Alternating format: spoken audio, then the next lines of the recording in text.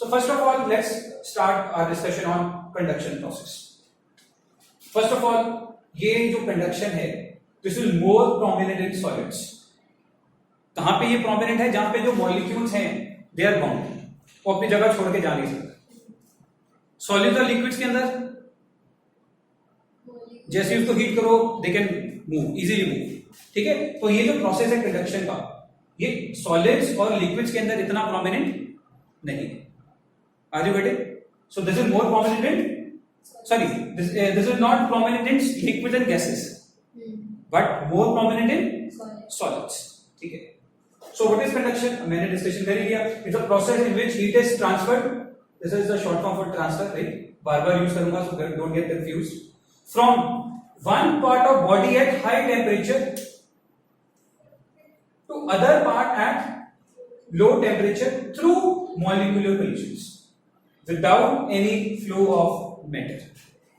अगर matter flow कर रहा है, फिर बाकी डेफिनेशन सेम है. Molecular collision का अर्थ क्या लिख दो? Flow of matter. Then it will become the definition of convection. ठीक है? So right now I am focusing on conduction. Right? इसको हटा रहा हूं. So let's focus on conduction part only. उसके लिए क्या कर रहे हैं? एक छोटा सा एक्सपेरिमेंटल सेटअप. यहां पे आपके पास दो बॉडीज हैं, body 1, body 2. This body is maintained at high temperature, let me call TH. This body is maintained at low temperature, let me call T. ठीक है? दो बॉडीज, एक का कुछ हाई टेम्परेचर, दूसरा का लो टेम्परेचर, और आपको हीट ट्रांसफर करवाना है एक बॉडी से दूसरे में. आपने अब एक रॉड लिया, you took the metallic rod. तो we know heat will transfer from body at high temperature to body at low temperature. ठीक है? And assume करेंगे this is having infinite heat capacity, and also got infinite heat capacity. What is the meaning of heat capacity? Heat required to raise this temperature by 1 degree. Yes, heat required to change its temperature by 1 degree. Infinite heat capacity का मतलब क्या होगा? कि बहुत ज्यादा heat देनी पड़ेगी या बहुत ज्यादा हीट लेनी पड़ेगी तब जाके इसका टेम्परेचर चेंज होगा. कहने का मतलब इसका टेम्परेचर चेंज ही नहीं होता, ना ही इसका टेम्परेचर कभी चेंज होगा. ऑब्वियसली ये मेरी असम्पशन है. आगे बढ़े. चलिए, तो इसका मतलब जितना मर्जी हीट ट्रांसफर यहां से होता रहे, इसका टेम्परेचर चेंज नहीं होगा. जितना मर्जी यहां हीट का फ्लो होता रहे, इसका भी टेम्परेचर चेंज नहीं होगा. ये मेरी स्टार्टिंग में असम्पशन है. ठीक है? अब क्या होगा? जैसे ही आपने इन दोनों के बीच में एक रॉड कनेक्ट की, यहां पे मेरा असम्पशन और है कि रॉड है ना, इस साइड से, यहां से साइडों से इंसुलेटेड.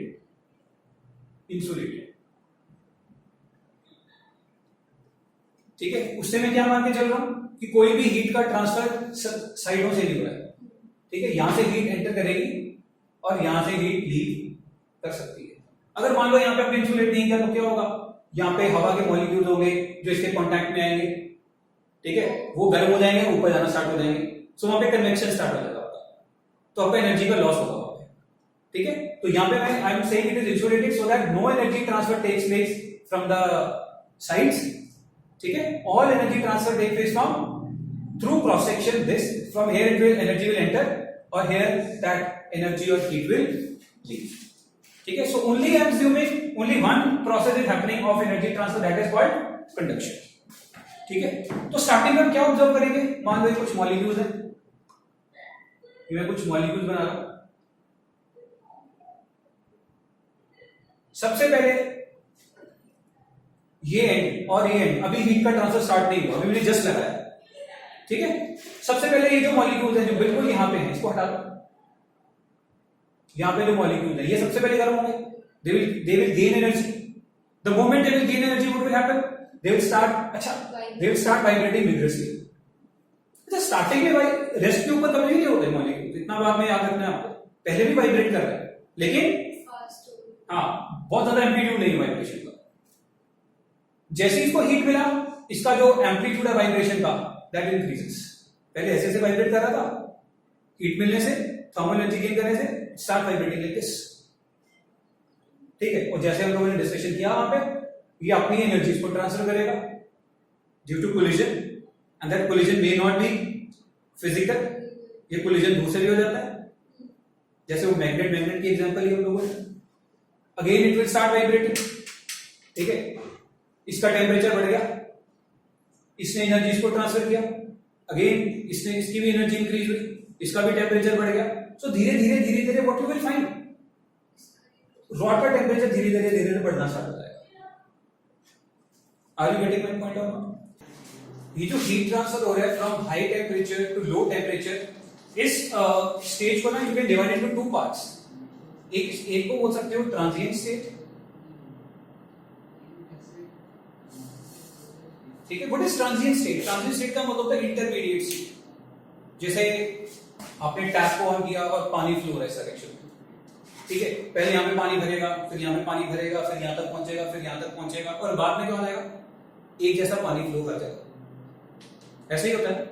तो जब तक वो टैप, जब तक वो पाइप भरा नहीं है, ठीक है, उसको हम क्या बोलते हैं, इंटरमीडिएट स्टेट और ट्रांजिएंट स्टेट, ठीक है। जब पूरा भर जाएगा तो rate of flow of water will become constant, उसको हम बोलते हैं स्टेडी स्टेट, ठीक है। So what is transient state? First of all what is going to happen, ये मॉलिक्यूल सबसे पहले गर्म होंगे, they will absorb certain amount of energy, और कुछ एनर्जी अपने तक पास रखेंगे और कुछ एनर्जी का ट्रांसफर इनके पास, ठीक है। Again they will also start vibrating, ठीक है। कुछ एनर्जी खुद एब्जॉर्ब करेगा और खुद कुछ एनर्जी बाकी को ट्रांसफर होगा। So this is what is going to happen through the rod.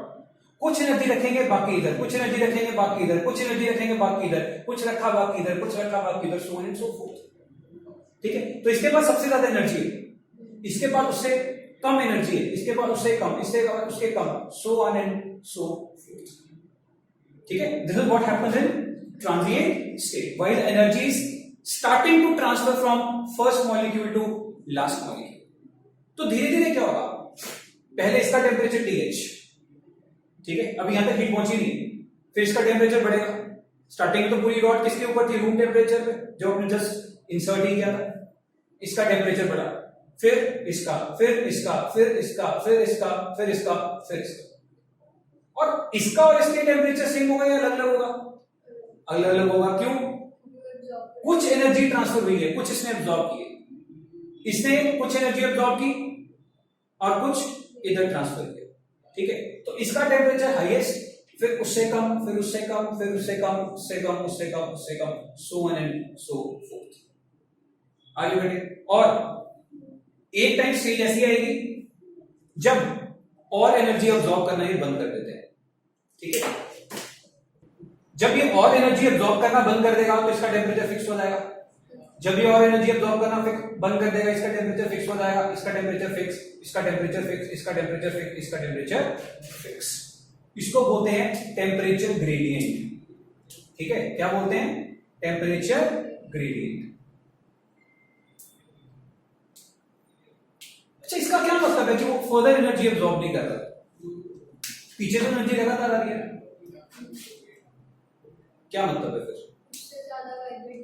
फिर मान लो पीछे से 20 जूल एनर्जी है, ठीक है, इसने 5 एब्जॉर्ब किया, 15 आ गई, ठीक है। इसने 4 एब्जॉर्ब किया, बाकी 11 आ गए। इसने 3 एब्जॉर्ब किया, बाकी 8 आ गए। इसने 2 एब्जॉर्ब किया, सो एंड सो फोर्थ। आगे बेटे, तो स्टार्टिंग में क्या हो रहा है, कुछ एनर्जी ऑब्जॉर्ब कर रहे हैं, कुछ ट्रांसफर कर रहे हैं, कुछ एब्जॉर्ब कर रहे हैं, कुछ ट्रांसफर, कुछ एब्जॉर्ब, कुछ transfer. Once they have acquired enough energy, जिससे ज्यादा एनर्जी एब्जॉर्ब नहीं कर सकते, उसके बाद क्या होगा, पीछे तो लगातार 20 आती जा रही है, ठीक है। उसके बाद क्या होगा, 20 मिला और एब्जॉर्ब नहीं कर सकता, जितना करना था करिए, 20 की 20 इधर ट्रांसफर, ये भी और एब्जॉर्ब नहीं कर सकता, 20 की 20 इधर ट्रांसफर, 20 की 20 इधर transfer, so and so forth. तो उस स्टेज के ऊपर क्या हो जाएगा, rate of heat flow will become constant. Starting में rate of heat flow is not constant, क्योंकि 20 आ रही है, सिर्फ यहां पे 15 पहुंच रही है, यहां पे सिर्फ 11 पहुंच रही है, यहां पे सिर्फ 8 पहुंच रही है, यहां पे 7, 5। So rate of heat transfer is not constant in transient state, ठीक है। Rate of heat transfer is not constant, rate of heat transfer, जिसको हम बोलते हैं dq by dt, is variable. या ऐसा बोले जैसे जैसे इधर जाओगे it is decreasing as we move towards colder end. समझ में आ रहा है ना बात? ठीक है। और जब they have got enough energy, उसके बाद ये एनर्जी अब्सॉर्ब करना बंद कर देते हैं, उनका एक फिक्स एम्पलीट्यूड हो जाता है हर एक का। ठीक है। उसके बाद फर्दर एनर्जी अब्सॉर्ब नहीं करते हैं, तो जो भी पीछे एनर्जी आती है they keep on transferring from one molecule to other to other to other to other to other to other. ठीक है। उसके बाद क्या होगा फिर? Rate of heat flow will become constant. जैसे ही rate of heat transfer become constant, उसको हम बोलते हैं स्टेडी स्टेट। ठीक है, कोई डाउट? सो स्टेडी स्टेट का मतलब क्या हो गया? Rate of heat transfer dq by dt, ठीक है, बिकम्स कांस्टेंट। जैसे ही कांस्टेंट हुआ, वी से स्टेडी स्टेट हैज रीच्ड। ठीक है, क्योंकि rate of heat transfer constant हो चुका है, इसका मतलब वो फर्दर और एनर्जी अब्सॉर्ब नहीं कर रहे। अगर वो फर्दर एनर्जी अब्सॉर्ब नहीं कर रहे तो हर मॉलिक्यूल का टेम्परेचर फिक्स हो जाएगा। Are you getting? क्योंकि टेम्परेचर डिपेंड करता है उसके पास कितनी एनर्जी, उसकी जितनी एनर्जी उसने अब्सॉर्ब करनी थी कर ली। ठीक है, तो इसका टेम्परेचर मान लो अगर ये 100 है, let's assume this is 100 in the beginning, 100 degree Celsius for example. इसका कुछ होगा 98, इसका कुछ होगा 96, इसका कुछ होगा 94, so on and so forth till let's say this is at 0 degree till last molecule is at 0 degree। यहां तक कोई डाउट है तो? और इसी चीज को हम क्या बोलते हैं? Temperature gradient. टेम्परेचर ग्रेडियंट का मतलब होता है change in temperature when you go unit distance. Change in temperature when we go unit distance. ठीक है, बर्नौलीज थ्योरम के अंदर आप लोगों ने प्रेशर ग्रेडियंट पढ़ा था, change in pressure when you go unit distance. ठीक है, सो ग्रेडियंट का मतलब होता है change in something when you go unit distance. ठीक है, तो जब सब हर सेक्शन का जब टेम्परेचर कांस्टेंट हो जाए, हर सेक्शन का टेम्परेचर कांस्टेंट कब होगा? अगर वो सेक्शन हीट फर्दर एब्सॉर्ब करनी बंद कर देगा। जब हीट एब्सॉर्ब करनी बंद कर चुका है, जितनी आ रही है उतनी ही आगे ट्रांसफर कर रहा है, वी से स्टेडी स्टेट हैज रीच्ड। ठीक है, at steady state experimentally what we find is rate of heat transfer is directly proportional to temperature gradient dt by dx. Change in temperature by change in distance. यही है ना temperature gradient. जैसे कोई temperature gradient, ठीक है, small change in temperature by divided by small change in distance. कोई यहां तक डाउट? अच्छा, और this rate of heat transfer experimentally is also directly proportional to cross sectional area। Cross section area यानी कि जिस एरिया से हीट का ट्रांसफर हो सकता है, ये क्रॉस सेक्शन एरिया रॉड जहां से हीट का ट्रांसफर हो रहा है, ये क्रॉस सेक्शन एरिया। ठीक है, मेक सेंस और not? Does it make sense और नॉट? मान लो पतीला गर्म है, ठीक है, यू हैव अ कंटेनर जिसके अंदर बहुत सारा पानी, एकदम गरम गरम बॉइलिंग वाटर है। उस पतीले को आप बाहर से हाथ लगाइए, पूरा हाथ लगाइए, तब ज्यादा गर्म महसूस होगा या सिर्फ फिंगर टच करने से ज्यादा महसूस होगा? क्यों? आपका जो एरिया, कॉन्टैक्ट का एरिया जहां से हीट का ट्रांसफर होना है, more is that area, more will be the speed of the heat transfer. अगर कम एरिया है कॉन्टैक्ट का, तो smaller is the rate of heat transfer. So it is directly proportional to cross-sectional area. What is that area? Area through which the heat is getting transferred. Curve वाला area नहीं, ये बाहर वाला area नहीं, यहां जहां से हीट का ट्रांसफर हो रहा है। ठीक है, तो लोग कंबाइन करो तो क्या बनेगा? Rate of heat transfer is directly proportional to a dt by dx। तो इसके जगह कांस्टेंट लगाएंगे, dq by dt is equal to k a dt by dx, where k is called coefficient of conductivity। ठीक है, here k is called coefficient of thermal conductivity। जब +2 में पढ़ोगे वैसे ही हमारे पास एक इलेक्ट्रिकल कंडक्टिविटी आएगी, यानी कि rate of current transfer, charge transfer, ठीक है। ऐसे ही here we have coefficient of thermal conductivity, या आप सिंपली इसको थर्मल कंडक्टिविटी बोल सकते हो, ठीक है। तो ये क्या हमें बता रहा है, कितनी तेजी के साथ हीट का ट्रांसफर हो रहा है एट स्टेडी स्टेट, ट्रांजिएंट में नहीं। ट्रांजिएंट में तो rate of heat transfer variable है, क्योंकि ये कुछ एनर्जी खुद रखते हैं, कुछ ट्रांसफर करते हैं, कुछ रखते हैं, कुछ ट्रांसफर करते हैं। ट्रांजिएंट जब स्टेडी हो गया, they are not absorbing further energy, जितना आ रहा है उतना ट्रांसफर, जितना आ रहा है उतना ट्रांसफर, जितना आ रहा है उतना ट्रांसफर, मॉलिक्यूल टू मॉलिक्यूल, उसको हम बोलते हैं steady state. And that steady state rate of heat transfer, यानी कि हीट ट्रांसफर होने की स्पीड एक मॉलिक्यूल से दूसरे molecule, that is equal to k a dt by dx. That is, it depends, speed of heat transfer depends on area of cross section as well as temperature gradient, ठीक है। Temperature gradient यानी कि unit distance जाने के ऊपर कितना temperature का difference आता है। More is the difference in temperature, faster is the heat transfer, more is the speed.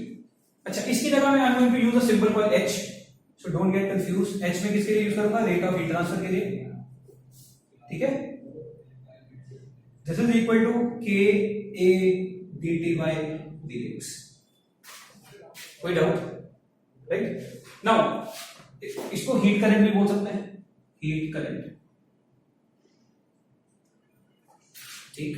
चलो, एक्चुअली हीट करंट हम लोगों ने नाम दिया है कंपेयरिंग विद द इलेक्ट्रिसिटी। वहां पे चार्ज के फ्लो को हम करंट बोलते हैं, यहाँ पे एनर्जी के ट्रांसफर को हम हीट बोल रहे हैं। कितनी तेजी के साथ चार्ज ट्रांसफर होता है उसको बोलते हैं करंट, यहाँ पे कितनी तेजी के साथ हीट ट्रांसफर हो रही है इसको हम बोलते हैं हीट करंट, ठीक है। सो don't get confuse, just a name. चलो, नाउ एक डेली लाइफ में एग्जांपल देखते हैं, ठीक है। मान लीजिए बहुत सर्दियों के दिन है, ठीक है, या गर्मियों के दिन है, ठीक है। जून जुलाई के डेज हैं और बाहर हमारा कितना टेम्परेचर होता है, ज्यादा 45 डिग्री सेल्सियस के आसपास दोपहर को। आयरन का रॉड रख दो बाहर, पड़ा रहने दो 1-2 घंटे के लिए, और एक वुड का पीस रख दो, पड़े रहने दो 2-3 घंटे के लिए, ठीक है। पूरी एग्जैक्टली पूरी समर के अंदर 45 डिग्री सेल्सियस के ऊपर पूरी धूप के अंदर, और जाइए और दोनों को हाथ के साथ पकड़ लो, क्या होगा डिफरेंस? आयरन वाली गर्म हो गई, ये ज्यादा गर्म हो गई, ये कम गर्म हो गई। Is it? थर्मोमीटर लगाओगे दोनों 45 डिग्री शो करने वाले। पहले आप वो जो वुड होती है वो हीट बाहर नहीं निकालती। पहले ये बात मानते हो कि दोनों का टेम्परेचर सेम होगा। जब हम बोलते हैं व्हाट इज टेम्परेचर, वी से temperature is degree of hotness और कोल्डनेस। ये थोड़ा सा कई बार कंफ्यूज करने लगता है। हम इसको हाथ लगाएंगे तो हाथ जल भी सकते हैं, बिल्कुल जल जाएंगे, इतनी धूप के अंदर पड़े हाथ जल जाएंगे पूरे आपके, ठीक है। इसको हाथ दबाओगे तो कुछ भी नहीं होगा, वो कंडक्टर है। मेन चीज है ना, टेम्परेचर तो दोनों का सेम है। तो अगर जब हम ये बोलते हैं कि temperature is measure of hotness and coldness, is it true? No, ये कम कोल्ड लगेगा, हॉट लगेगा, वो ज्यादा हॉट लगेगा, इसका मतलब ये थोड़ी कि उसका टेम्परेचर ज्यादा है। Both are at same temperature 45 degree Celsius. Are you getting my point और not? The point I am going to convey, है ना। तो जब हम बोलते हैं कि temperature is a measure of degree of coldness और हॉटनेस, इसके अंदर ये कंफ्यूजन नहीं होनी चाहिए, ठीक है। अच्छा, obviously both are at same temperature, but ये हाथ में गर्म इस कारण लगता है कि ये हीट का ट्रांसफर जल्दी करता है। हाथ लगाते ही बहुत ज्यादा हीट का ट्रांसफर होता है, और ये हीट का ट्रांसफर धीरे धीरे धीरे धीरे करता है, ठीक है। जितने में हीट आएगी उतने में आप हीट लॉस भी कर दोगे दूसरे एंड से। Are you getting my point? So देखो एक चीज, दोनों एट सेम टेम्परेचर के ऊपर है, मेरे हाथ का टेम्परेचर भी सेम है, ठीक है। यानी कि ये मेरा हाथ हो गया और ये बॉडी होगी, यही है ना, ये बॉडी होगी which is at high temperature, और body at low temperature is my hand. यहां पे टच किया, यहां पे टच किया, so temperature gradient is same, difference in temperature of my hand and this is same. इसका भी 45, इसका भी 45, और मेरे हैंड का भी कांस्टेंट है दोनों के लिए, right. So dt by dx is dt by dx, what is dt by dx? अगर आपको dt by dx कंफ्यूजन कर रहा है, you can think of like this, delta t by delta x, अगर हम बड़े डिस्टेंस की बात करेंगे तो change in temperature is same. मेरे हाथ में और इसके टेम्परेचर का डिफरेंस सेम है, मेरे हाथ में और इसका भी टेम्परेचर का डिफरेंस सेम है, ये चीज सेम हो गई। क्रॉस सेक्शन एरिया भी सेम है, यानी कि क्रॉस सेक्शन एरिया वो आएगा जितने हाथ में ये चीज कॉन्टैक्ट में आएगी, ठीक है। तो ये भी सेम हो गया। डिफरेंस इसमें है थर्मल कंडक्टिविटी। आयरन का थर्मल कंडक्टिविटी कुछ और है, वुड का थर्मल कंडक्टिविटी कुछ और है। यानी कि rate of heat transfer depends on three things: temperature difference, cross sectional area and thermal conductivity. और this is different for every material, different for every material. जिसकी थर्मल कंडक्टिविटी ज्यादा होती है हम बोलते हैं वो गुड कंडक्टर है, जिसकी थर्मल कंडक्टिविटी कम होती है we say it is a poor conductor, ठीक है। So it depends on three factors. कोई यहां पर डाउट है तो बोल सकते हो, so with that we can move forward. For example a chart is given,